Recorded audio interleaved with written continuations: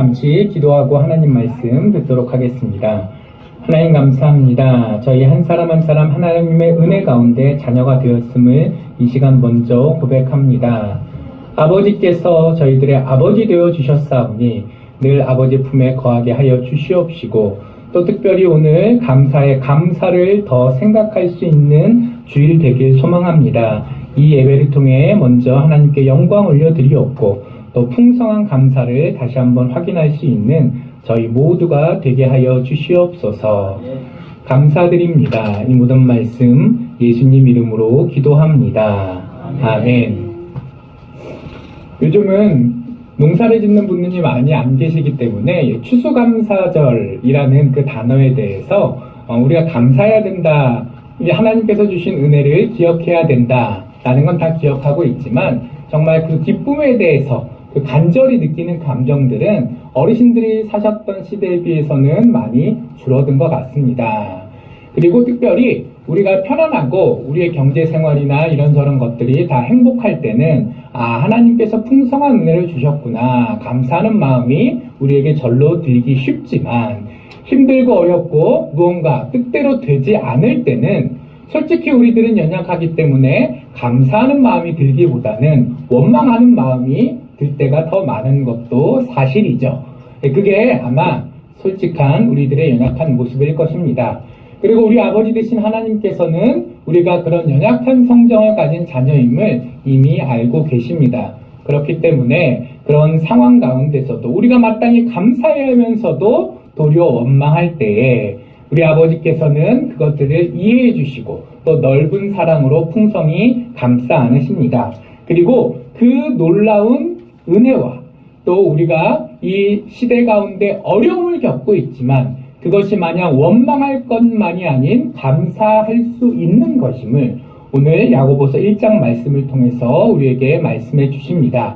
그 말씀 가운데 하나님께서 우리에게 주시는 그 간곡한 음성, 우리가 깨우치고 더 하나님의 자녀다운 자녀 될 수 있도록 이끌어주시는 그 음성 가운데 우리가 이 시간 푹 빠질 수 있었으면 좋겠습니다. 오늘 본문 말씀은 예수님의 동생 된 야고보 사도께서 성령의 감동으로 하나님께서 우리에게 주신 성경의 한 부분을 기록해 놓으신 부분입니다. 자, 이 야고보서의 기록자가 누구라고요? 예수님의 동생 야고보입니다. 자, 근데 그 야고보는 1절에 보니까 이렇게 얘기하고 있어요. 본인을 하나님과 예수 그리스도의 뭐라고요? 종이라고 표현하고 있습니다. 자, 예수님과 야고보의 관계가 한 가지가 아니라 두 가지라는 거죠. 형과 동생의 관계가 있고 또 주인과 종의 관계라는 것이 있습니다. 그리고 사람은 누구나 다 자기한테 유리한 관계를 먼저 찾잖아요. 그러다 보니까 야고보 입장에서는 예수님의 종이라고 스스로를 생각하고 이야기하기보다는 나는 예수님의 동생입니다 라고 얘기하는 게 훨씬 멋떠나고 또 사람들이 볼 때도 이 사람이 대단한 사람이구나 라고 아마 높여질 수 있을 만한 것이기 때문에 스스로를 예수님의 종으로 얘기하기보다는 뭐가 더 이득이겠어요? 예수님의 동생이라고 이야기하는 것이 유리했을 것 같습니다. 자, 그러나 오늘 야고보는 그렇게 기록하지 않았습니다. 본인을 이 야고보서의 제1장 1절부터 나는 예수 그리스도의 종이다 라고 이야기하고 있죠. 자, 그리고 종은 어떤 사람입니까? 내가 하고 싶은 일을 하는 사람입니까? 맡겨진 일을 하는 사람입니까? 네, 맡겨진 일을 하는 사람이죠. 그렇기 때문에 야고보 사도가 자기를 종이라고 이야기하는 것은 이 성경을 기록하는 것부터 시작해서 본인이 살아가고 있는 모든 삶이 내가 주인 되어 내가 하고 싶은 것을 하는 삶이 아니라 예수님께서 나에게 맡겨주신 그 소명을 따라가는 삶이다 라는 것을 남한테 이야기하기 전에 자기 스스로 확인하는 것이고, 그리고 내가 그렇게 종이기 때문에 힘들고 어렵더라도 낙심하고 원망할 것이 아니라 내게 주어진 그 소명에 합당한 삶을 살기 위해서 노력해왔고 지금도 노력하고 앞으로도 계속 노력해 갈 것이다 라는 자기인식을 먼저 품고 있는 것이죠. 자, 그리고 그것이 단순히 이 야고보 개인의 결단으로 끝나는 것이 아니라 이 모든 것이 2절에 보면 내 형제들아 라고 표현하는 장면들이 있는데요. 그리고 1절 말미에 보면 흩어져 있는 12지파들아. 자, 12지파면 지파. 결국 이 사람들이 유대인들이라는 거잖아요. 좀 더 거슬러 올라가면 이스라엘 사람들이라는 거잖아요. 그리고 좀 더 거슬러 올라가면 하나님께서 섭리 가운데 예정하시고 자신의 백성 삼으신 사람들이라는 거죠. 나만 종이라는 거예요. 이 말씀을 전해받을 모든 사람들이 종이라는 거예요. 12지파라는 표현이나 형제들이나 라는 표현이나 자, 종인 내가 종이 아닌 사람들에게 이야기한다라는 느낌보다는 종인 내가 똑같이 하나님의 백성이요 예수 그리스도의 종으로서 살아가야 될 신앙인들에게 이 말씀을 전한다라는 그 결단과 각오를 가지고 오늘 본문 말씀을 기록하고 있습니다. 그렇습니다. 야고보 사도는 종으로서 살았습니다. 그리고 이 자리에 있는 우리 모두도 하나님의 종입니다. 그리고 우리가 종이라는 것을 인정한다면 내가 내 인생의 주인 되어 내가 하고 싶은 대로 살겠다라고 생각하기보다는 내게 주어진 소명이 무엇이며 그것을 나는 어떻게 해낼 수 있을까를 고민하고 또 그것들을 실제로 해내기 위해서 노력해야 되는 삶을 살아야 할 텐데요. 그 부분에 대해서 오늘 하나님께서 2절 이하의 말씀을 통해서 그 종으로서 하나님의 소명을 붙들고 힘차게 나아가기 위해서 우리가 무엇을 알고 깨달아야 될지에 대해서 계속 말씀해 주십니다. 자, 오늘 본문의 말씀이 기록된 때는 이미 초대교회가 많은 박해를 받고 뿔뿔이 흩어졌던 시기입니다. 초대교회가 예수님께서 승천하시고 난 다음에 성령께서 50일 있다 오심으로 처음으로 생겨났습니다. 처음에는 예배당도 없었고 그럴듯한 제도도 없었고 체계도 없었고 그저 예수님을 믿는 사람들만이 모여있는 어떻게 생각하면 아름다운 공동체이지만 또 어떻게 생각하면 혼란스럽고 좀 정리가 필요한 그런 공동체였어요. 그렇게 사람들이 뜨거운 마음만 가지고 예수님에 대한 믿음을 가지고 나아갈 때 그 사람들을 보며 불안감을 느낀 사람들이 있었죠. 누구겠죠? 대제사장들이 불안감을 느꼈습니다. 왜? 본인들이 예수님을 십자가에 못 박았잖아요. 그런데 사람들이 몇 명 안 될 때는 우리들한테 복수할 힘이 있겠어요? 없겠어요? 없을 거잖아요. 우리가 권력자인데. 그런데 사람들이 이렇게 베드로가 설교 한 번 할 때마다 5,000명씩 3,000명씩 모여들기 시작하면 그 예루살렘 내에서의 어떤 권력 밸런스가 깨져버립니다. 여러분, 예루살렘에 몇 명 정도 살고 있는 것 같으세요? 지금의 예루살렘은 그래도 나름 대도시가 됐지만 이 예수님 시절의 예루살렘 그 성벽 크기가 고고학적으로 대충 발굴이 됐잖아요. 그래서 막 사람들이 계산을 해봤대요. 여러 학자들이 역사학자도 신학자들도 계산을 해봤는데 자, 아무리 미어터지게 명절에 꾹꾹 눌러도 10만은 들어오기 힘들었을 거다. 도대체 몇만 명이 최대일지는 학자들마다 의견이 있지만 아무리 좀 이렇게 넉넉하게 잡아도 10만이 못 들어온다 라고 연구 결과가 나와 있습니다. 자, 그런데 한번 생각해 보십시오. 자, 명절 때 최대로 모여있는 게 몇만 명이 나는데 근데 이미 베드로가 예루살렘에서 설교 한 번 하면 몇천 명씩 모여들고 있는 거잖아요.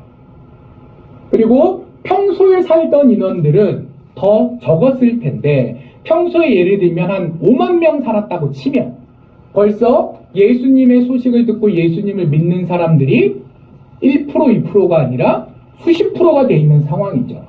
만약 민주주의 사회의 투표로만 했다면 대제사장 일파를 지지하는 사람보다 베드로와 12제자를 지지하는 사람들이 더 많았을 수도 있는 상황이에요. 자, 내가 충분히 힘으로 누를 수 있다라고 생각할 땐 봐줄 수 있습니다. 근데 내가 위협을 느끼게 되면 사람이 어떻게 되죠? 불안해지면 어떻게든 내 자신의 안전을 위해서라도 가만 놔둘 수 없게 됩니다. 그래서 박해가 시작됐고 그 가운데 스데반 집사님이 순교하는 상황이 벌어졌고 우리가 다 알고 있는 것처럼 교회가 다 뿔뿔이 흩어졌어요. 그래서 누구는 예루살렘에서 숨어서 누구는 안디옥 같은 더 북쪽에 있는 도시로 누구는 더 멀리 알렉산드리아나 그리스나 심지어는 로마에 이르기까지 사방팔방으로 성도님들이 흩어져 있는 상황이 되었습니다. 자, 이런 어려운 상황 가운데서 그 성도님들은 어떤 마음을 가졌을까요? 자, 나 지금 고생하고 있어요. 근데 그 고생 누구 때문에 하고 있는 거죠?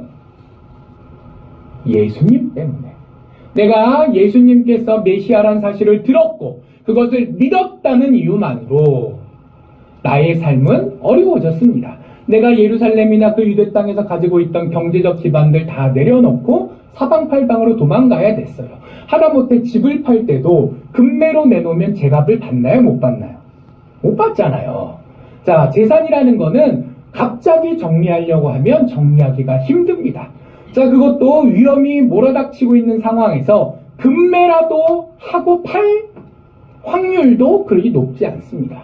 무사히 팔아도 내가 1억 원 재산을 가졌다면 1억 원을 다 못 챙겨서 나왔을 거고 어떤 사람은 1억 원 재산을 가지고 있었더라도 한 푼도 건지지 못하고 몸만 빼서 도망간 사람들이 많았을 거예요.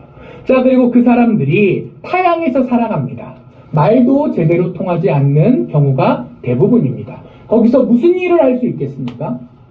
더군다나 로마의 다른 영역, 특별히 대도시에 가면 로마 시민들이 볼 때 이 유대인 도망자들은 아주 천껏 취급을 받았을 거고 로마 시민권자가 아니어도 그 도시에서 이미 잘 먹고 잘 살던 그 지역 사람들, 토박이들이 볼 때도 이 사람들은 실향민이요, 우리가 쉽게 이용해 먹을 수 있는 사람이었지 무슨 보듬고 돌봐줄 사람이라고 생각하진 않았을 거예요.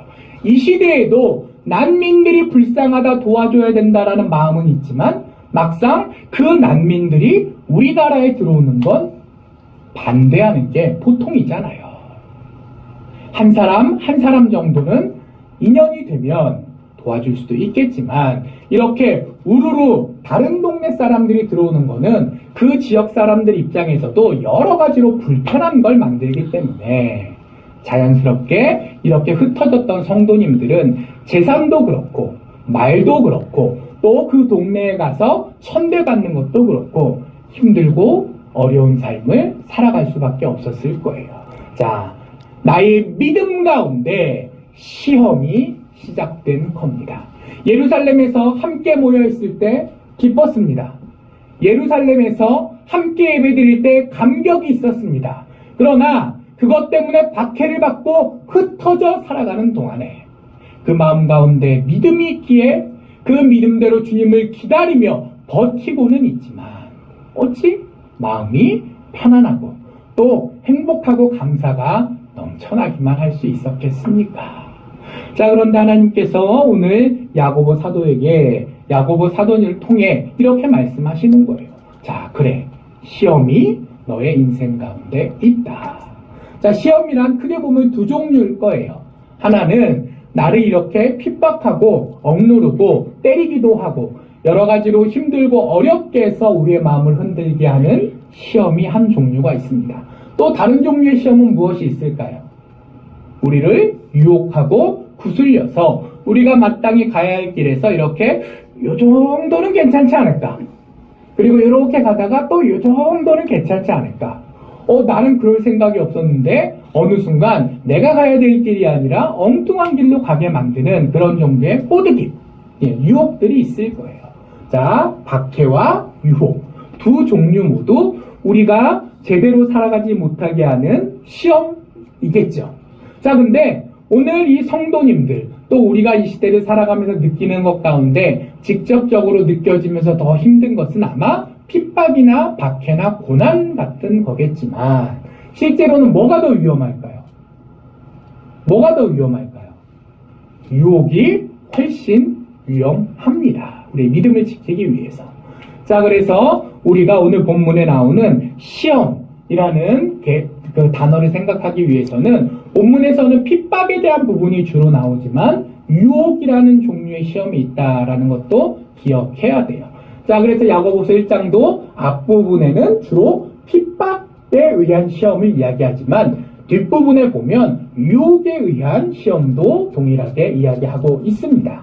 자, 그래서 2절은 약간 서론 같은 거라 시험이라고 나오고 그 뒤에 부분은 박해, 고난 유형의 시험에 대해서 주로 말씀하고 계시지만 자, 2절이 3, 4, 5, 6절에 대한 부분만이 아니라 야고보서 1장 전체를 이렇게 개관하고 있는 것도 생각한다면 우리 성도님들 머릿속에서 시험은 두 종류가 있다. 요거는 일단 생각하시고 출발할 거 해야 될 것 같아요.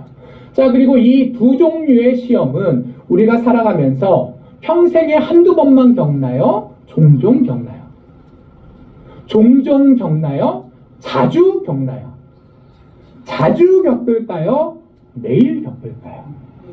네, 그렇죠. 제가 여쭤볼 때마다 점점 말씀하시는 게 자주 겪는 쪽으로 흘러가죠. 생각해보면 이 시험은 우리 인생 가운데서 이상한 일이 아니에요. 우리 인생과 언제나 함께하는 겁니다. 단지 뭐가 차이가 나죠?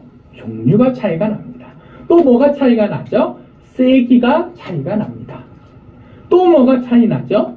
얼마나 우리가 익숙한 종류의 시험인가, 아니면 이런 종류의 시험도 있었네? 라고 생경하게 느껴지는 종류의 시험인가, 그거는 차이가 있을 수 있지만 시험이 우리 인생 가운데 있냐 없냐를 생각하면 있는 게 당연한 거예요. 아침에 일어나기 귀찮고 밥 차리기 귀찮고 또 먹으면 일어나기 귀찮고, 자, 그 모든 것들이 다 자그마한 시험이잖아요. 자, 그런 것처럼 우리는 이 시험을 억울하다고 생각하고 있을 수 없는 일이라고 생각할 때가 많이 있는데 인생은 곧 시험의 연속입니다. 먼저 이것을 우리가 이해하기를 하나님께서 원하세요. 자, 그리고 또 그 시험 가운데 특별히 어려운 종류의 시험이 있습니다. 그게 뭐냐면 센 놈이 어렵죠. 그리고 또 뭐가 있냐면 내가 예상하지 못했던 전혀 새로운 시간, 새로운 상황에서 갑자기 튀어나오는 종류의 시험이 어려워요. 그래서 우리가 인생의 자잘한 시험은 잘 견뎌내다가도 그렇게 문득문득 한 번씩 터져 나오는 시험에 대해서는 낙심하여 주저앉기가 쉽습니다. 하지만 그렇게 우리를 힘들게 하는 시험, 어떤 때는 늘 겪는 거라 아유 뭐 사는 게 다 그렇지 하고 넘어갈 수도 있지만, 또 어떤 때는 너무 놀라고 낙심한 나머지 내 인생 끝났구나, 나는 아무것도 할 수 있는 일이 없구나, 주저앉아서 원망만 할 수밖에 없는 종류의 시험도 있겠지만, 자, 이쪽이든 저쪽이든 우리에게 힘들고 어려운 고난만을 주는 것이 아니라 동시에 우리 인생 가운데 필요한 것이 시험이다. 오죽하면 2절에 보니까 자, 시험을 어떻게 하라고 돼 있어요? 기뻐하라 라고 하실 만큼 그 시험이라는 것이 우리에게 손해만 되는 것이 아니라 우리 삶 가운데 필요하고 긍정적인 역할을 하기도 한다라는 것을 하나님께서 오늘 야고보 성도를 통해서 말씀하십니다. 자, 그렇다면 이 시험이 우리 인생에서 얼마나 중요하기에 또 좋은 영향력을 끼치기에 하나님께서는 시험을 기뻐하라 하셨을까요? 자, 제가 초등학교 때인가 중학교 때인가 그런 실험을 한 적이 있어요. 중학교 1학년쯤인 것 같네요. 비커에다가 알콜램프로 물을 담그는데 그 비커에다가 뭐를 넣어놨을까요? 그쵸. 우리 장로님다. 개구리를 넣고 물을 끓이기 시작합니다. 자, 물이 팔팔 끓어요. 근데 개구리가 튀어나오나요? 가만히 있다 죽나요? 가만히 있다 죽습니다. 자, 그게 왜 그러냐? 사람은 온도 변화가 조금만 돼도 뜨거워졌네라는 걸 느끼지만 개구리는 둔감한 동물이어서 잘 모른다는 거예요. 그래서 갑자기 온도를 확 높이면 개구리가 홀짝 뜨거워하고 뛰어가지만 알콜 램프로 데우는 거 얼마나 빨리 데우겠어요? 물 온도가 조금씩 올라갈 거 아니에요. 그런 식으로 조금씩 그러나 분명히 내가 살고 있는 상황이 바뀌는 걸 못 느끼게 되면 결국 어떻게 된다는 거예요? 단순히 과학시험이 아니라 실험만으로 끝나는 것이 아니라 우리 인생의 교훈이 됩니다. 내가 알지 못하는 사이에 내 인생을 환경이 변해가고 있고 내가 그거에 민감하지 못하고 조심하지 못하면 어떻게 된다는 거예요? 그 환경 변화에 휩쓸려 가서 죽던 적어도 죽지 않던 간에 큰 낭패를 보게 된다라는 거죠. 그렇기 때문에 우리는 예민해야 합니다. 특히 영적으로 예민해야 합니다. 그러나 우리 주변의 상황은 우리가 그것들을 느낄 만큼 그렇게 녹록하지 않죠. 우리가 이렇게 갑자기 생겨나는 우리가 예상하지 못하고 감당할 수 없을 것 같은 큰 시련이 있지 않다면 우리는 많은 유대인들이 그래왔던 것처럼 이스라엘 백성들이 성경 속에서 그래왔던 것처럼 열심히 살고 있는 것 같았는데 잘 살고 있는 것 같았는데 어느 순간 스리슬쩍 삶아진 개구리 모양 되어 버린다는 거죠.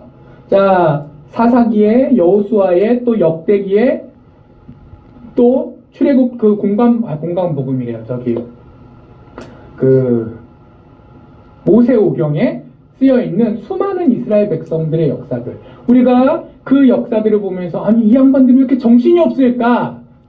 욕하기는 쉽지만 그 사람들이 한 번에 그렇게 우상숭배를 시작했고 하나님을 배반했을까요? 아니 그렇지 않습니다. 엘리야 때 850대 1로 싸우면서 이스라엘 백성들에게 그리 외쳤잖아요. 너희는 어느 때까지 머뭇머뭇하려느냐. 그때 엘리야가 하나님 앞에서 이 나라 이 백성들 다 하나님을 배반했고 나 혼자 남았다 라고 얘기했던 그때조차도 그렇게 한탄했던 엘리야조차도 사람들 앞에서 뭐라고 얘기하는 거예요? 이스라엘 백성들이 완전히 하나님을 배반한 게 아니라 머뭇하고 있다라고 이야기해요. 자, 그게 현실이에요. 한 번에 돌아가는 것이 아니라 조금씩 가다 보니 어느 순간 길을 잃게 되는 게 우리의 한계일 텐데, 자, 고난과 핍박, 개인적으로는 어려움이 될 수 있지만 뜨거 하게 만드는 역할을 해줄 수 있다라는 것이죠. 그렇기 때문에 시험은 우리 인생 가운데 유익합니다. 또 어떻게 합니까? 자, 우리가 어떻게 살아야 되는 존재인지를 다시 한번 깨우쳐 주게 합니다. 아이고 큰일 났구나. 이것만 알면 무슨 소용이겠어요. 그래서 그 다음에 어떻게든 문제를 해결해야 될 거잖아요. 문제를 해결하기 위해서는 뭐부터 시작해야 됩니까? 나는 누구인가? 나는 어떻게 살아야 되는 존재인가? 일단 출발점이 정확해야 그 다음에 이쪽으로 갈지를 생각할 수 있는 거지. 내가 누구인지도 모르는데 무엇을 바꿀 수 있겠습니까? 자, 그래서 시험은 우리가 뜨거워 하게 하는 걸로 끝나지 않고 우리가 과연 어떤 존재인지를 고민하게 만들어주는 역할도 하죠. 그런 의미에서 시험은 그저 힘들고 어려운, 그래서 짜증나고 화나는 것만이 아니라 도리어 우리의 삶을 정결케 해주는 연단의 도구가 되어줍니다. 자, 그리고 이렇게 연단이 그래서 우리가 더 성장할 수 있고 온전해질 수 있도록 만들어주는 이 시험은 또 우리가 그 각각의 시험, 특히 박해에서 조금 더 잘 견딜 수 있는 그런 어떤 힘이 되어주기도 합니다. 자, 동계 올림픽 보면은 스피드 스케이팅 선수들이 있죠. 뭐 꼭 스피드 스케이팅 선수만이 아니라 여러 선수들이 다 그렇지만 허벅다리가 이따만 선수들이 많이 있습니다. 저도 한 근 90몇 킬로, 100킬로 다 돼가는 풍채 좋은 사람인데요. 제 허벅다리와는 비교할 수 없는 튼실한 허벅다리를 남자 선수도 아니고 여자 선수들도 많이 가지고 있어요. 자, 근데 그 선수들이 왜 그런 굵은 허벅지가 필요하죠? 스케이트를 이렇게 밀어내기 위해선 더 강한 다리가 필요하니까. 그래서 그 선수들이 평소에 어떻게 연습하는 줄 아십니까? 다양한 연습을 하겠지만 그 중에 하나는 한 발로 앉았다, 일어났다, 앉았다, 일어났다를 합니다. 자, 그러면서 어느 금메달 땄던 선수가 그렇게 얘기를 하더라고요. 그러면서 무릎이 다 나갔다고. 너무너무 힘들었다고. 그래서 선수 생활을 계속하는 게 싫었다고. 자, 금메달을 따고 세계적으로 유명해진 선수가 되었어도 결과적으로 금메달을 땄을 땐 기쁘고 너무 행복했지만 그 금메달을 위한 과정은 힘들었다고요? 행복했다고요? 힘들었다고요. 근데 그 힘든 시간들이, 그 고난의 훈련들이 결국 그 선수를 금메달리스트로 만들어 주었지 않습니까? 자, 연단이라는 것이 이런 거예요. 우리가 믿음의 삶을 걸어가다 보면 편하고 행복할 때도 물론 있겠지만 이 세상에 사단의 극한의 도전 가운데 직면해서 힘들 수밖에 없을 때가 분명 있습니다. 자, 그런데 평소에 그런 시련에 맞서 싸울 훈련을 이 스피드 스케이팅 선수처럼 꾸준히 해왔다면 그 하루하루는 힘들었겠지만 결정적인 그날에는 그 평소에 힘들었던 그 연단했던 체력으로 이겨낼 수 있을 텐데 그 하루하루에 견딜 수 있을 만한 그러나 분명히 짜증나고 힘든 그 연단의 시간이 싫어서 도망다녔다면 결정적인 그날 이길 수 있겠습니까? 우리 인생 가운데 시련이라는 것이 유혹이라는 것이 없다면 훈련하지 않아도 괜찮습니다. 연단하지 않아도 괜찮아요. 그런데 있잖아요. 해야 할 때 바른 길로 걸어가는 것이기에 우리에게 있어서 시험은 원수인 동시에 우리를 그 좁은 문으로 기꺼이 들어가고 버텨나가게 해줄 수 있는 연단의 도구이기도 한 겁니다. 그래서 오늘 본문은 시험을 기뻐하라 이라고 이야기하시고 그리고 그 과정들 가운데 그냥 단순히 인내하는 것이 본질이 아니다. 그거는 어떻게 생각하면 비굴한 걸 수도 있어요. 어떤 사단의 권세가 너 입 다물고 조용히 있어. 옛날에 일본에 그런 일이 있었다죠. 그 도쿠가와 이에야스 시대에 그러니까 우리나라를 임진왜란 일으켰던 풍신수길 다음 일본 대통령 정도라고 생각하시면 될 것 같아요. 그 사람 때에 천주교를 박해하기 시작한 거예요. 자, 이것도 고난이려니 내가 버티는 것이 정답이려니 자, 그 초상화를 밟고 가는 게 맞을까요? 아니면 버티는 게 맞을까요? 되게 어려운 문제죠. 그리고 그때 사실 많은 캐톨릭 신자들이 거부하고 순교했기 때문에 지금도 일본에서는 캐톨릭, 개신교 다 합쳐서 기독교 신자가 그리 많지 않아요. 믿음의 선대들이 싹 다 순교해 버렸기 때문에. 자, 이게 참 어려운 문제인 거죠. 자, 인내하는 것가 우리 인생 가운데 필요한 연단의 도구이다. 거기까지는 쉽지만 과연 이 상황에서 무엇이 제대로 연단받는 것인가? 이게 참 골치가 아프잖아요.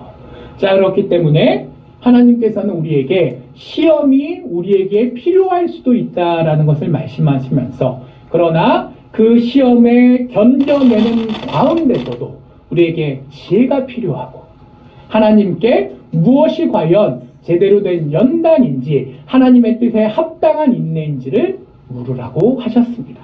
자, 그래서부터 5절부터는 지혜에 대한 얘기가 그래서 나오는 거예요.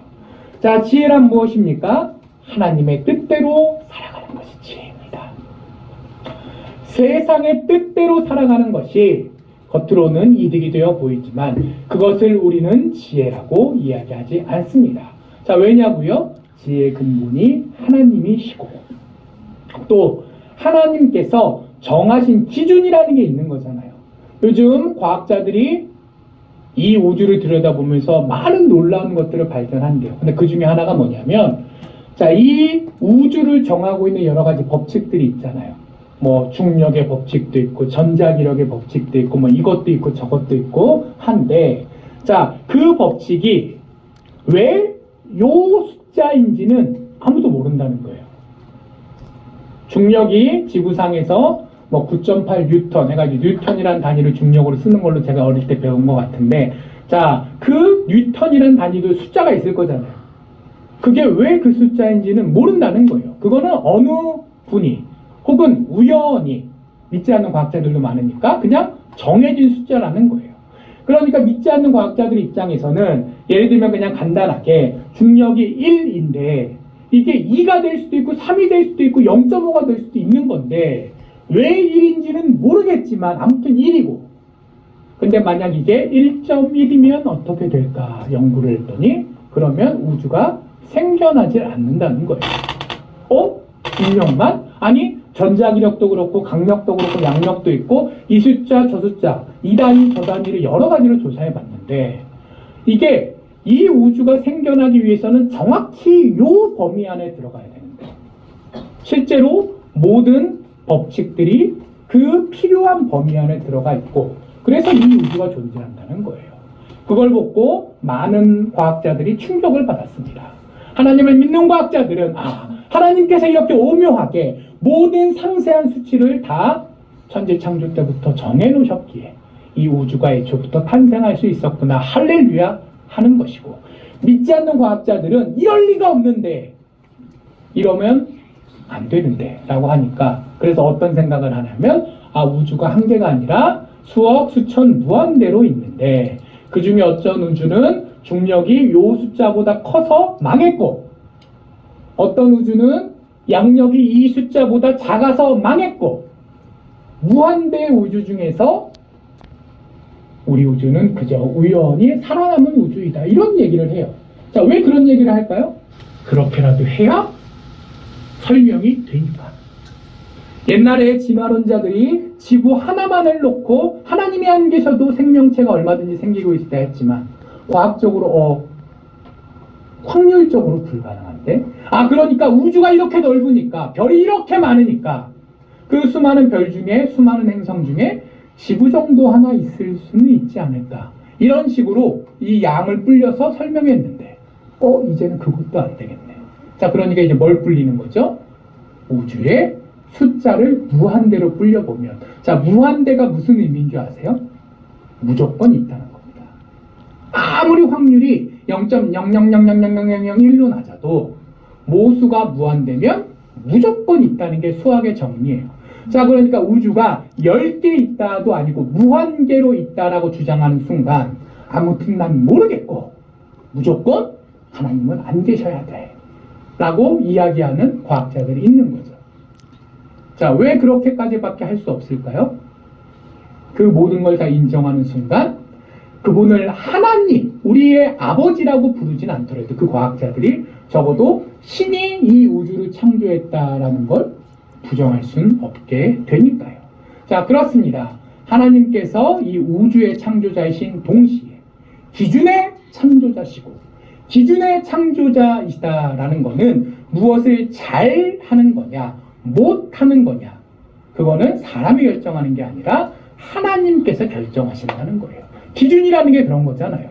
자, 공부를 잘한다 못한다? 자, 기준이 있어야 누가 잘하는지 못하는지를 아는 거죠. 이 사람이 착하고 성실하다? 기준이 있어야. 예를 들면 법이 있어야 법을 잘 지키는 사람은 성실하고 착한 사람이고 법을 안 지키는 사람은 나쁜 사람이다라고 하는 거잖아요. 우리가 무언가를 평가하기 위해서는 기준이 필요한데 그 기준이 바로 하나님이시기 때문에 자, 우리의 삶의 근원이 하나님이실 뿐만 아니라 지혜의 근원도 하나님이시고 지혜의 근원이 하나님이시기 때문에 우리가 신앙인으로 살아가는 데 있어서 고민해야 되는 그 모든 것의 기준 우리가 시험을 겪으면서 가져야 될 자세와 이 구체적인 시험 가운데 무엇을 어떻게 해결해야 될 것인가에 대한 기준은 세상이 아니라 지식이 아니라 내가 아니라 하나님이시다 라는 거죠. 그리고 그랬기 때문에 세상의 것들은 중요하지 않다라고 계속 얘기하십니다. 자, 부자는 자랑하지 말라는 거예요. 가난한 자는 낙심하지 말라는 거예요. 인간의 기준으로 보면 분명히 다르고 분명히 더 행복한 사람이 있고 불행한 사람이 있고 잘난 사람이 있고 못난 사람이 있을 거예요. 그러나 우리의 인생을 재단할 특별히 시험 앞에서 우리가 어떻게 행동해야 될지를 결정할 그 기준은 하나님이시기에 사람의 기준은 하나님 앞에서는 아무것도 아니다라는 이야기를 9절부터 하시는 거예요.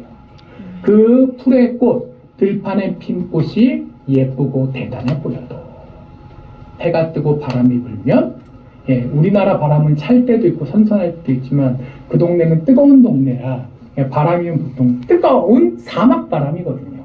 뜨거운 사막바람, 건조한 바람이 불면 꽃이 못 견디고 사그라들겠죠. 사람이란 그런 존재라는 거예요. 잠깐은 남들보다 잘나 보이고 대단해 보이더라도 하나님의 그 무한하신 섭리와 능력에 빗대어 보면 아무것도 못한다 라는 것이죠. 자, 이 부분 우리가 기억할 수 있기를 소망합니다.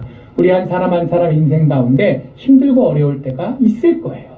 답답하고 낙심할 때가 있을 겁니다. 저 역시 사람이기에 또 목회자이지만 그렇게 힘들고 어려운 순간들이 있었고 또 지금도 있습니다. 자, 그러나 우리의 기준, 우리의 지혜의 원천은 하나님이시기에 그 나의 눈앞에 있는 그 현실, 그것들 느끼는 나의 감정, 그것들을 통해 이야기하는 세상 사람들의 여러 가지 조언, 그것이 우리의 기준이 아닙니다. 하나님의 말씀이 우리의 기준이어야 되겠죠. 그리고 그 하나님께서 오늘 이렇게 이야기하십니다. 자, 시험 때문에 힘들어하고 있느냐? 그러나 도리어 기뻐하라. 도리어 감사하라. 왜? 그 시험이 오늘의 나를 힘들게 하는 것은 분명하지만 먼저는 하나님께서 우리에게 인내하게 하십니다. 인내할 수 있도록 붙들어 주시고 위로하시고 힘을 주십니다. 그리고 또한 그러한 시험을 통해서 우리가 스스로 하나님의 온전한 자녀가 될 수 있도록 자극하게 하시고 연단하게 하시고 그 모든 과정들을 통해 하나님의 자녀다운 자녀로 나아가게 해 주십니다. 그리고 우리가 그런 믿음의 길을 걸어갈 때 12절 보니 어떻게 이야기하십니까? 그렇게 시험을 참는 자, 그 시험을 이기는 인내를 가진 자, 그런 하나님의 온전한 자녀들에게는 복이 있다. 여기서 말하는 복은 팔복에서 예수님께서 언급하신 그 복이랑 동일한 단어인데요. 자, 그 복 무엇입니까? 우리가 하나님의 온전한 자녀되어 이 땅 가운데 하나님께서 주신 소명을 붙들고 나아가며 그 가운데 성취할 수 있는 존재예요.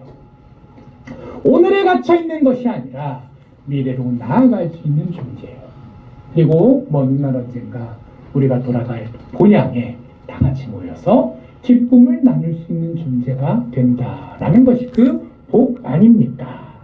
정말 그 약속하신 생명의 면류관, 그것들이 그렇게 시험 가운데서도 인내하며 하나님의 뜻을 구하고 담담히 나아가는 백성들에게 있음을 기억할 수 있는 저희 모두 되었으면 좋겠습니다.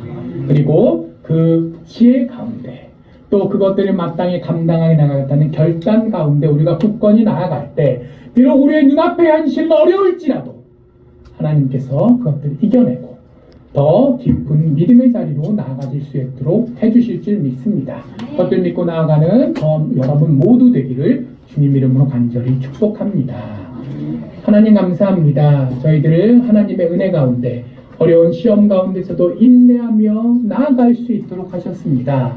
아버지, 저희가 그 시험 가운데 낙심하지 않게 하시옵시고 오히려 감사할 수 있는 넉넉한 믿음을 가지게 하여 주시옵시고, 그러나 힘들고 어려운 상황들 분명 있사오니 하나님께서 풍성한 은혜로 또 도와주시옵소서. 그래야 주실 줄 믿사오며 이 모든 말씀 예수님 이름으로 기도합니다. 아멘.